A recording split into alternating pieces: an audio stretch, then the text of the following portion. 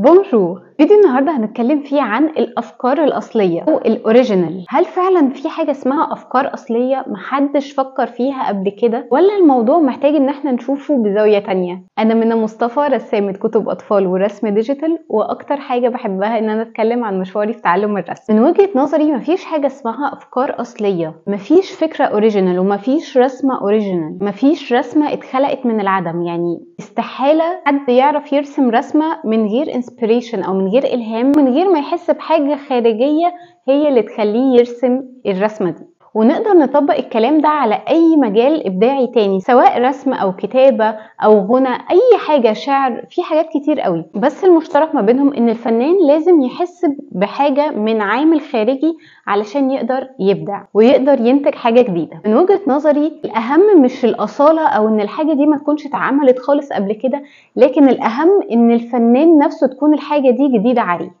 مفيش عيب ابدا ان احنا نستلهم من حاجات تانية ومن حاجات خارجية فنانين تانيين غيرنا. العيب ان احنا نخلي الشعور ده يوقفنا ان احنا نبدع علشان مش لاقيين فكرة اصلية ومحدش عملها قبل كده. فنانين كتير بيجيلهم ارت بلوك وبيحسوا ان هم مش عارفين يبدعوا، مش عارفين يرسموا، مش عارفين يعملوا كرييت لحاجة جديدة ما حصلتش قبل كده. هو ده اللي بيوقفهم. واصلا احنا عايشين دلوقتي في عالم ما بنقدرش نتحكم في كمية الداتا والمعلومات اللي بتدخل دماغنا، سواء بقى رضينا او مرضناش هيحصل علينا تأثير من حاجات وعوامل خارجية، سواء بقى تلفزيون، سواء انترنت، سوشيال ميديا، اي حاجة. كل المعلومات اللي احنا بنستهلكها خلال اليوم بتأثر على افكارنا وعلى ابداعنا. بدل ما نقاوم ونقعد نقول ان احنا مش عارفين نطلع فكرة اصلية، نركز احسن في ايه الحاجات اللي بندخلها افكارنا، ايه الحاجات اللي بتعمل علينا تأثير، ونكون واعيين اكتر بالحاجات اللي احنا بنشوفها وبنسمعها وبنتلقاها. على مر السنين الفنانين كانوا بيستلهموا من بعض،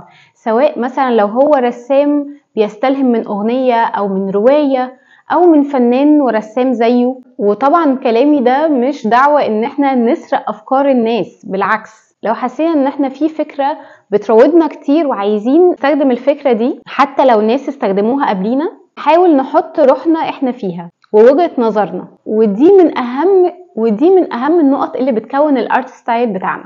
نظرتي لفكرة معينة ولما اجي اطبقها وارسمها غير نظرة اي شخص تاني حواليا.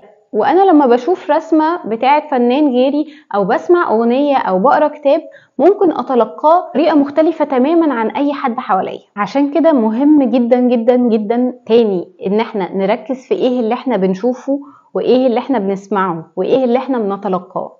زي ما قلت لكم احنا في عصر المعلومات فيه والحاجات اللي بنتلقاها كتيرة جدا ومش بنقدر نسيطر عليها زي اي وقت فات قبل كده. لكن على الاقل نبقى مركزين احنا بنعمل فولو لمين، مركزين احنا بنتفرج على ايه، مركزين احنا بنقرا لمين وايه. حتى لو بنشوف حاجة احنا مش معجبين بيها قوي او مش مناسبة للمبادئ بتاعتنا، مهم ان احنا نبص عليها بعين نقدية مش بعين متلقي بس. اتمنى ان اي حد فكرة الاصالة موقفاه وان هو بيشوف ان الرسم بتاعه مش مبدع ومش مبتكر ومفيش حد عمله في الدنيا يراجع حساباته تاني. وبس كده، فيديو النهارده خلص. اتمنى ان انتوا تكونوا استفدتوا بيه. ما تنسوش تعملوا لايك وسبسكرايب، تعملوا فولو على انستجرام. اتمنى ليكم يوم سعيد.